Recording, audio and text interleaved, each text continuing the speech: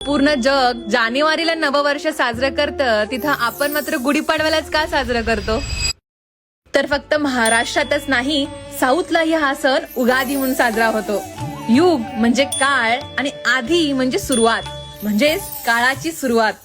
हिंदू पुराणानुसार ब्रह्मदेवाने सृष्टीची निर्मिती या दिवशी केली होती.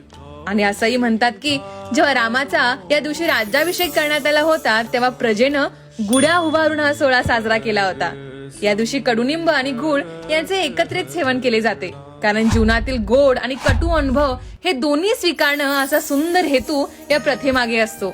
ऍस्ट्रॉलॉजीनुसार हा दिवस 3.5 मुहूर्तापैकी एक मानला जातो, जिथं सारे ग्रह आणि नक्षत्र अत्यंत अनुकूल परिस्थितीत असतात. त्यामुळे आपण या पवित्र दिवशी नवीन वस्तू घेणं किंवा कोणतंही शुभ कार्य करणं अत्यंत शुभ मानलं जातं.